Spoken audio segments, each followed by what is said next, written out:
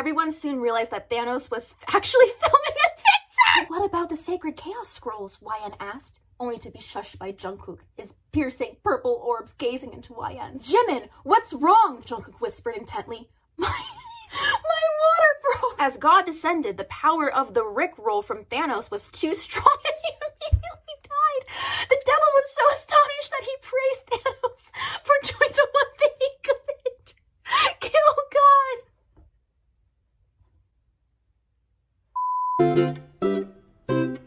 Hello and welcome to Fan Answer Night. That special time where you... That's right, you fellow fans at home. Get to answer questions in the realm of fan culture. This week on YouTube, Instagram, and Twitter, I threw out the following requests. Let's write a fanfic one line at a time. I'll start. Once upon a time, and after going through your many submissions, I pieced together 3 stories, one from Instagram, one from Twitter, and one from YouTube, with some honorable mentions from YouTube because there are some threads in there you guys wrote on your own that need to be shared with the world. I love you guys to pieces, but I worry about your health sometimes. Oh, and speaking of health, before we begin, I just want to give a very special thank you to Noom for sponsoring this video. Noom is a behavioral change, consumer-led, digital health platform that uses a combination of science and psychology to help people live healthier, more fulfilling lives, and implement better habits that stick. Think of Noom as like a little helper in your pocket. It eases you into a routine that's personalized to your exact goals and lifestyle, and empowers users to take control of their own health. You can track your physical activity, water intake, calories, and different caloric densities to help you make better decisions when it comes to your diet throughout the day. Want someone to help guide you or need a little bit of empathy? You can easily get in touch one-on-one with coaches trained in fitness and nutrition. Shout out to my coach, Lauren. And if you struggle with staying motivated or you get easily overwhelmed when you're thinking about what am I supposed to be doing to better my life and my health like I do, Noom helps to hold you accountable and stay on track, sustaining what you know you're aiming to do in a way that doesn't feel super pushy or stressful. As a leading expert in behavioral change, Noom keeps you on track to meet and exceed your goals using Noom Lessons, daily lessons that take about 10 minutes to teach you about things like unprocessing your diet. If you're interested, click the link below to take the free 30-second quiz and get started with Noom now. I've really been enjoying my time with Noom, so if you're curious at all, then I highly recommend you give it a shot. A big thank you again to Noom. Let's get into reading our lovely Frankenstein abominations together. All right, let's start with the one on Instagram. All I'm gonna say is... Hold on to your hats! You're about to get pounded! Once upon a time, in a mystical land, aka Canada, there lived a princess who wasn't actually a princess. A bad boy was expecting to give birth. The bad boy was actually the hybrid princess. OMG, use the peanut butter, she moaned. Gasp! YN woke up and threw her golden blonde hair into a messy bun. It was a dream. I girl bossed my way down the stairs quirkily. She breasted boobily into the room. Poggers, she said femalely. There was a boy, and then they passionately looked at each other and said, I. Their eyes were brown. Ugh, brown, like amber, rabbit's fur, wheat, poo. No. Their brown orbs sparkled. Her radioactive orb staring me down. He gazed longingly into the other shimmering orbs. So many frickin' orbs. I adore your beautiful tomato eyes. What? Whispered YN. Shh, whispered back Gordon Ramsay. And he took a bite of his ear while silently chanting, berries and cream, berries and cream. I found my soulmate, but it wasn't quite the experience I expected it to be. I ate a potato. Heartbroken. At a Denny's. In a coffee shop down the road, Almond Cookie walks into Espresso Cookie's cafe. There was a coffee barista named Anakin Skywalker. He was horrified. The cream-filled donuts were actually with mayonnaise! I spilled my soup. My honor was lost. Only entered the cafe to notice Bob the Builder was already there. I just couldn't wait to see you. And all of a sudden, boom! The room was covered in hyperactive love pollen. Toma pecked strongly. Osmanthus wine tastes the same as I remember. He let go of a breath he didn't know he was holding. There was a sexy little man-child called Child. The child was a very hideous shade of banana. Child stole my kneecaps, and then he died. I only wanted your scones! He coughed out the final lyric. Forensic science class never mentioned this part. Under the soft rain of petals from the cherry blossom tree, there was one sole innocent goose amongst the geese. There was an untitled goose having an identity crisis. A mysterious portal appeared in the sky, and then an explosion happened. Rocks fall, everyone dies. Everyone died horribly, and the giant duck just smiled. Dying is harder than you might think. It was said that the ones brave enough could return from everything. I know this story, I murmured. One day, you'll realize I was right. my mother said. The Doom Lord drew back his hood and solemnly said, ring ding dong. A couple people died, but whatever. And then there were only 2 of them left. Lesbians! There was only 1 bed! There was only 1 bed in the room. Then they shorted. The world was filled with happiness and joy. An asexual twink boy wearing sunglasses walked into a laundromat. My stepsis got stuck in the washing machine. There was a sussy baka. A huge explosion of glitter interrupted. And then there were swords. Starpaw, you shall be now known as Star. You are the leader of our great clan. Suddenly, she spontaneously combusted. That's a Nobel Prize winner right there. Okay, Twitter time. Once upon a time, in a galaxy far, far away, in the zombie robot apocalypse, there was a gay prince. And he lived in the middle of the forest with someone who history would claim to be his best friend. Oh, you're gay? You don't look gay. Dean, we've gone over this, Cass said with a groan. No, but like, what if I'm gay now? Because jocks can be gay now. IDK, Dean, do you like men? ... Dean? ... Dean. They proceed to profusely make out. They had super mega gay sex. Then Gandalf came out of nowhere and said, my God, these gay. Good for them. Good for them. A falling star struck down from the heavens, causing a major blackout, and all started to play on loop in everyone's head. YN was walking to McDonald's to get a McChicken when they saw that Harry Styles was coming to town for a concert. He cocked an eyebrow, the mischievous glint in his beautiful sea green orbs not going unnoticed. But there was only 1 bed and so much bread. YN's life is simple. A few visits to the library made her day, but the ocean waves were truly YN's home. How could she admit she wants to leave and live with the waves? Admit that she wants to leave the life of fame behind. Yet with thoughts of the ocean, YN continued her day. All Harry, wanted to do was get a piece of that. But no, of course this had to happen instead. And then Jackson from GOT7 showed up. Oh. He died. Then Optimus Prime came in and said, that's just Prime, before leaving, in robot form, through the wall. Human skin is the only ethical leather. It is now time for the Big Daddy, aka the monstrosity crafted from YouTube. Buckle up, kids. Once upon a time, at a respectable taco stand, dreams piercingly purple amethyst orbs gazed into YN's. I'll never let you go, Tweeny Weenie, YN said to him. They then hugged tightly. Suddenly, a portal opened. On the other side was Thomas the Train. Then, YN started singing Fight Song, and everyone stared in awe. YN, Dream began sweetly, your EC orbs are so beautiful. Your H/L, H/C hair shimmers in the sunlight, Jesus Christ. And your U/O is so stylish. He suddenly kissed her passionately. She was shook. She couldn't believe it was happening, let alone to her. Why did he choose me? She thought. She kissed him back with great passion. Dream XYN action. Wattpad is shaking. All the while, no one could have anticipated the approach of the Dark Overlord. He crept out from the valley, sword in hand, and muttered a curse against our heroes. It was the man himself, Jeffrey Bezos. Suddenly, the world plunged into darkness. The apocalypse had begun. They tried everything. They set up defenses and prayed for survival, but there was nothing they could do. It was over. It was Black Friday, and the Karens were here. Screams echoed through the streets as the Karen army marched on, waving coupons and discount flyers in the air like banners. The ground shook with every stomp a Karen took, their designer heels creating large cracks in the pavement. They swarmed the market with entitled valor, creating scenes, trashing the store, verbally abusing the employees, and summoning the managers. It was hell, but they could only wait and hope they would survive. The screams of children filled the air. How relaxing, said John Cena. Dean gasped as he stood in front of his car. What the hell? The kids were screaming as Thomas had mercilessly slaughtered them one by one in the streets, and those who weren't killed were forced to watch as their families die. Thomas had smiled like he had never smiled before, as the people burned in the buildings, cried out and begged for mercy. But there was no mercy from Thomas the Tank Engine. And that's how Asuna and Thomas the Tank Engine found out they were soulmates. And then the ship sank. Almost immediately after it was made canon. The fandom could only stare in shock as Barney the dinosaur caressed Thomas's pale round face as he stared longingly into his eyes, as if he had waited his entire life for this moment. He took out his member.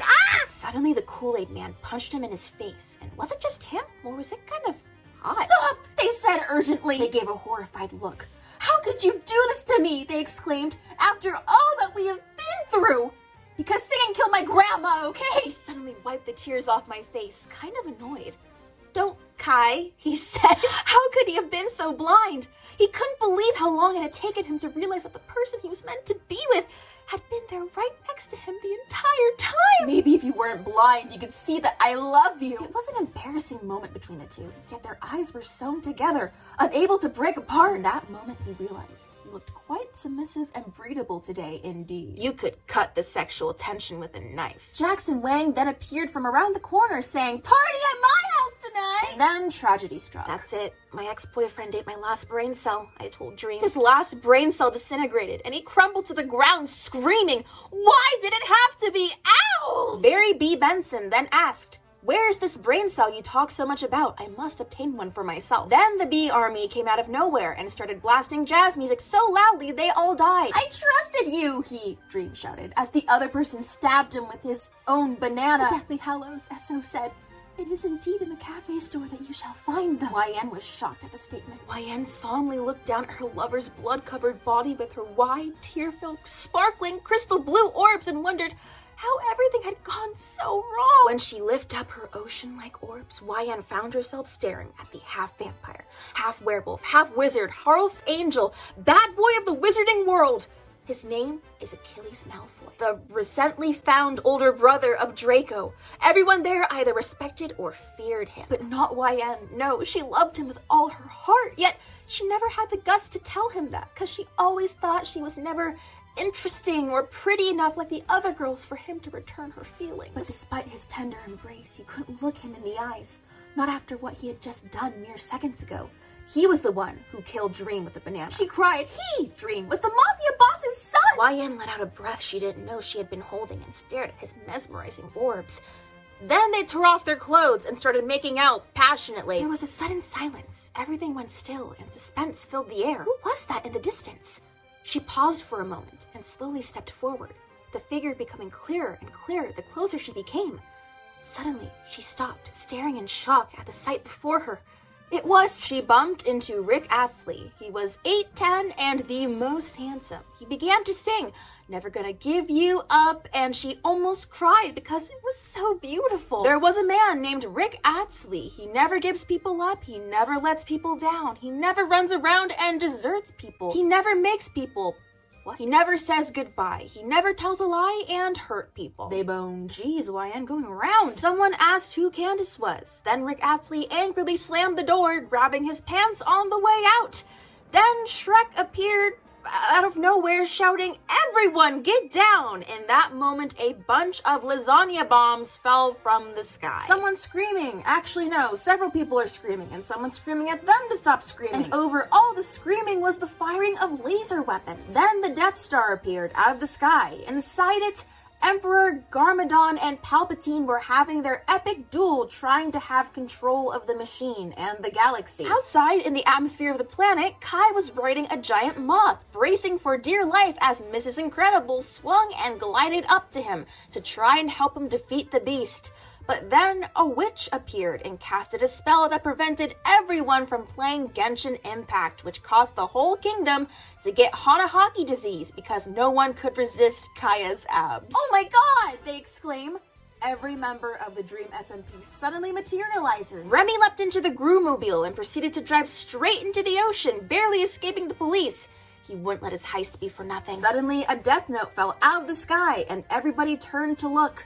Shrek found a book with the words Death Note written on it. Shrek sank into a deep depression. Death seemed to be the only way out of this forsaken hellscape, but none of the cast had been one to give up.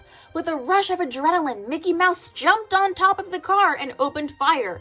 Quite literally, with a flamethrower. "I am here!" All Might exclaimed. And sure enough, there he was, standing in the doorway in a fursuit whilst reciting the Declaration of Independence. Then he ate the doormat. A wizard cast a magic spell, one that would doom the rest of humanity to insanity, were it not for the mysterious omnipotent being who kept muttering, I'm not like other girls. And then the villain looked at the overpowered edgy teen and realized the gods who made the prophecy were the real problem. The character sighed, a big fat sigh, a sigh so long and loud that the aliens on the moon peered down at Earth curiously, wondering who could possibly be so upset. I was just an average girl, except in school I was seen as weird, nerdy, and shy. Until one day I bumped into a guy and I gazed upon his beautiful blue orbs. YN ate the forbidden artifact, hoping she'll become one with their crush Squallium. Two friends walked into a bar to find there was an ugly rat sitting in front of a computer rotting away. Eat rat cheese, says Coley as she stares into space. They ate it. It tasted amazing. Shrek and Bob the Builder walk into a bar where Sans is drinking ketchup with Luke Skywalker and Bruno Mars. Ma'am, this is a Wendy's, said the store clerk, until she was confronted by Sans Undertale, who told her that she was the villain, to which she responded, I know. Jimin decided to eat an entire rotisserie chicken with his bare hands. Dinner had never been so awkward. He wished he had not mentioned the adults' drunken meeting in that stranded school bus. Coley did a backflip. God, I wish. Did you know that I know George not found? He is thick, but how thick? They asked. Why did you take the chalky milk? She asked Uekawa.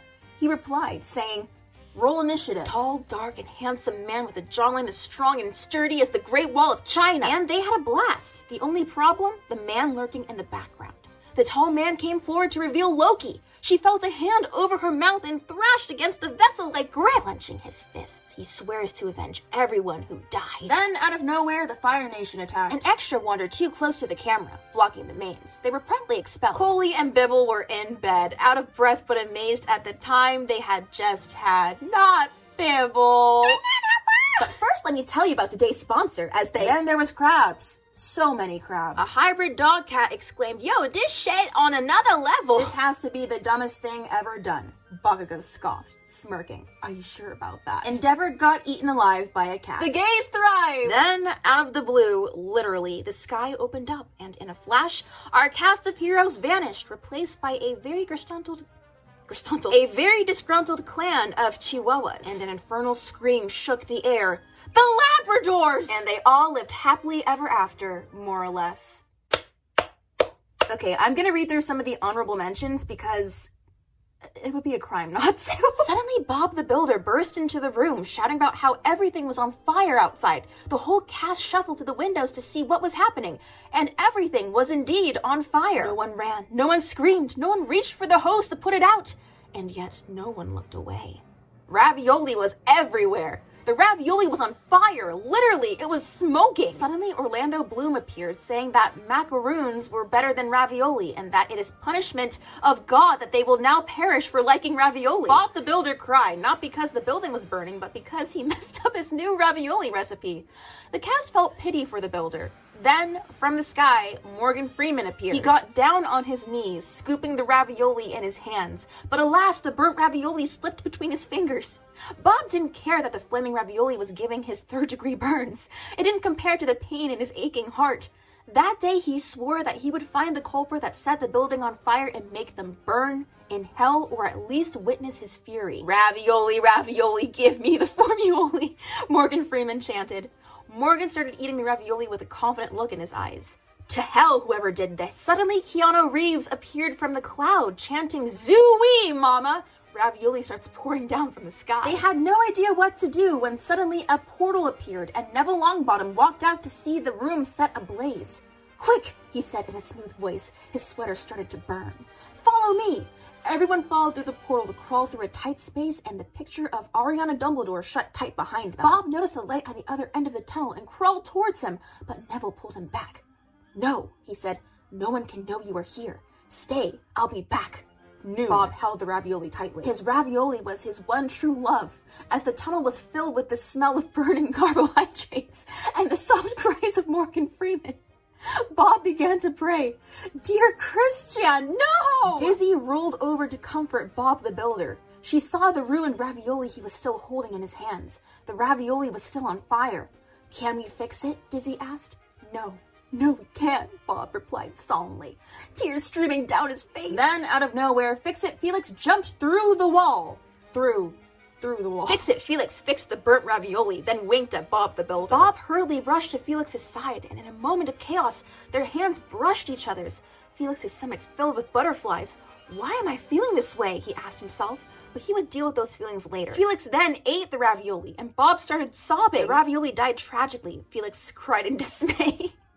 Keanu looked at them and was confused about their seemingly newfound crushes on each other. It was obvious to him, but wasn't it obvious to them? You don't need this food, you have me, Felix protested as Bob stared and soon realized what he was saying and turned red with the blush. Dizzy looked at the exchange and her eyes began to darken with anger and jealousy.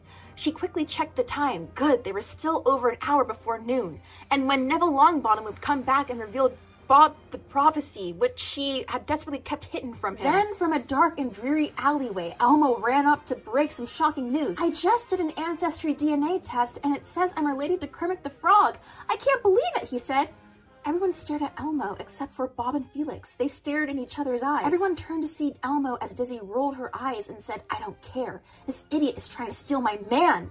Everyone gasped as Kermit went to his brother Elmo and did the face. Felix yelled, No, he's mine! And I thought the fire was heated, Morgan Freeman muttered before turning to Keanu Reeves, who nodded in agreement. Yo, should we get popcorn for this? God looked down from the heavens, slowly reaching out his hand.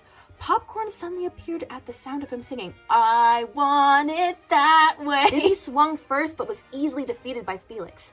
Bob just stood there in shock by what was happening. They were fighting over his love. Elmo ran back into the alleyway, diving behind a trash can. He peeped out behind it where he could safely watch the conflict. Dizzy soon was sweating blood on the ground as Felix stared and soon said, Never try to take away the love of my life again. Felix didn't wait for a second to kiss Bob romantically. Everyone gasped and God started dancing as everyone ignored Dizzy's cries and danced with him. Elmo and Kermit even joined in with him, ignoring Kermit and Miss Piggy's wedding. Finally, Neville Longbottom returned at noon sharp, ready to reveal the truth about the prophecy and to tell Bob the Builder the truth. He was the chosen one. Tell me why, Dizzy rasped, and with a flash ascended into a higher state of being where she became a ketchup-flavored Pop-Tart. Ew. Suddenly, a dark cloud began to loom ominously overhead. Morgan tried to warn the others, but alas, it was too late. Dizzy thought, this ain't nothing but a heartache. Bob the Builder had to fulfill his duties as the chosen one. A tear rolled down Bob's cheek. Felix, if anything happens to me, I love you. The sky opened up and a virus came out. Felix was the first to understand. We crossed too many fandoms, he cried. We have to return to our original worlds before everything is destroyed. Bob grabbed Felix's hand. Wherever you go, I go. God interrupted them by writing a message in the flickering flames. Everyone turned into stuffed animals, and there is a zoom out where a kid is playing with animals, and the parents comes in and asks, what are you doing? The kid says, we're no strangers to love. You know the rules, and so do I, right? The parents were confused. What? They asked. The kids playing with the stuffed dolls simply sighed and said, you wouldn't get it. And then along came Zeus. Oh my god, this goes on forever. Mom, Dad, is the ravioli ready? The child violently threw his dolls to the floor as Woody and Buzz watched in confusion from the toy chest. Do you think Andy is okay, Woody? Buzz turned to his friend. After that, no way, no, what the Woody was crying.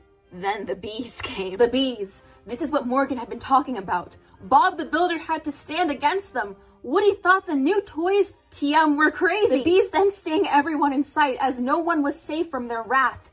How was Bob the Builder to save everyone? He started by channeling his inner Rick Astley. Then he sung his own theme song out loud. Can we fix it? Yes, we can. Bob heroically lifted a fist in the air as the clouds scattered like mice, revealing a beautiful sea blue sky. Everyone started evaporating back to their own fandoms, and Bob turned to look at Felix one last time. Bob, Felix said slowly, Did you fix it? Yes.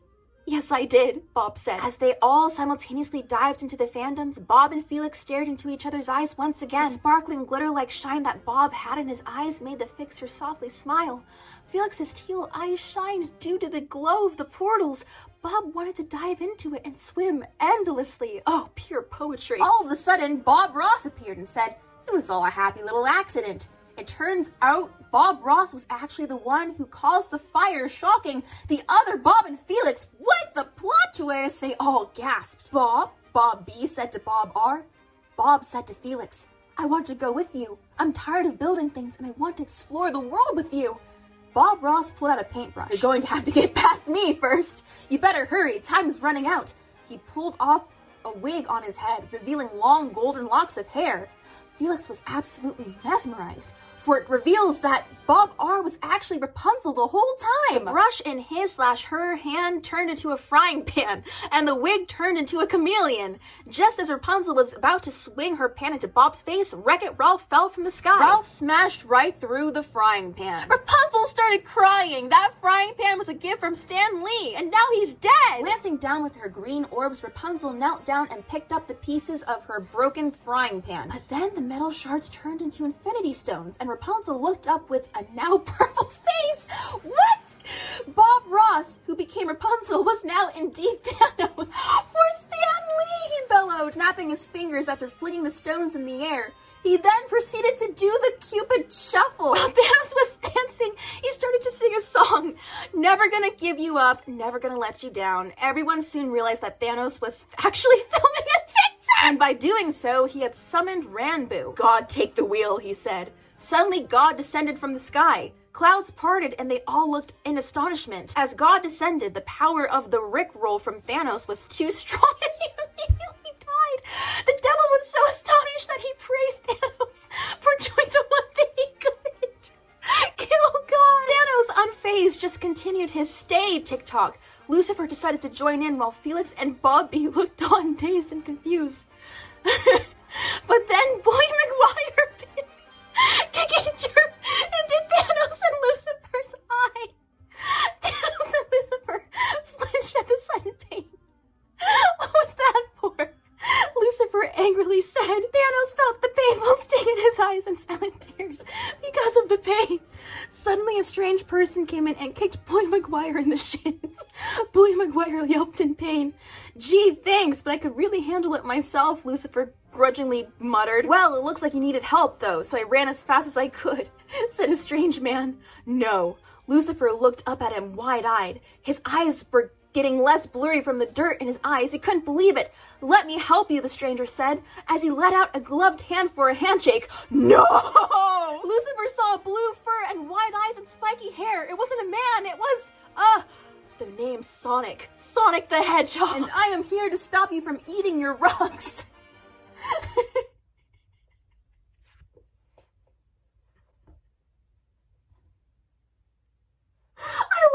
So much. Oh my god, that was like one of the best things I've ever read. No joke. I'm spamming the kudos button. There's another one that caught my attention, and I haven't read through all of it yet, so I'm very excited to see where this will lead us. But what about the Sacred Chaos Scrolls? YN asked, only to be shushed by Jungkook, his piercing purple orbs gazing into YN's.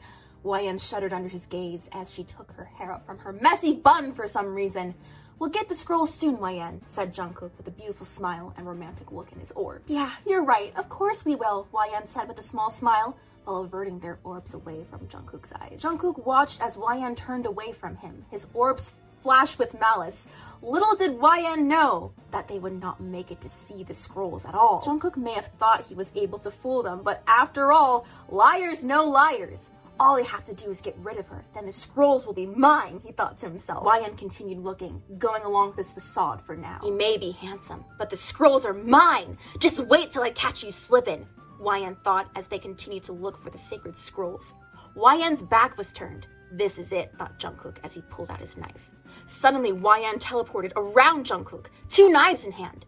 Jungkook dodges their attacks swiftly. So he had the same idea, Jungkook stated. I guess so, YN replied with a smirk. The knife was plunged into YN's body. The blood started to spew everywhere. Jimin shuddered under his own breath, falling lightly like a feather. Jimin, what's wrong? Jungkook whispered intently. My water broke, Jimin responded. YN suddenly transformed into a furry cat girl goddess and slapped Jimin with their magic specter, aborting the baby swiftly and restoring Omega peace to the nation. Then the Fire Nation attacked. The Fire Nation was comprised entire of Omegas. YN became the alpha of all tribes, destined to mate all Omegas. No! Every Omega ran away from YN as they didn't like YN's stereotype. YN became furious and let out Jimin's baby Yuki to destroy the world. Save your local pebble. YN and Jungkook gazed into each other's eyes as they slowly danced to Alcohol Free by Twice in the middle of World War VII. Then Jihyo came all of a sudden and took away YN because she was petrified at the thought of Jungkook stealing YN and Alcohol Free from her. Unfortunately, YN was the secret runaway phoenix, fairy, cat, rabbit, hybrid princess who was pretending to be the next alpha of all Omegas to protect her secret identity from her crazy hybrid father, who was also known as the current king in the fairy land. And so she transformed into her second true form before Jihyo could take her away. She fought back against Jihyo and succeeded by using her ultra-rare and majestic-looking powers. YN, in their second final boss form, was satisfied with the destruction caused, but came to realize during her magical demon girl transformation, Jungkook and the scrolls are nowhere to be seen! YN, angry as can be, transformed into her third form, demon, angel, cat, dog, wolf, alpha, fairy, unicorn, furry, dragonfish. YN, with their new burning hatred for K-pop, was ready and set off on their journey to kill Jungkook and any other K-pop groups that get in their way. But before she could, Jungkook managed to get out a hasty, over-the-top, cheesy admission of true love, which made YN halt in her step, her face turning red despite the fact that she no longer technically possessed blood, as she was actually undead. "You do?" said YN, their amethyst orbs locking Jungkook's into place. Jungkook leaned in and kissed her. "I love you, YN. I always have."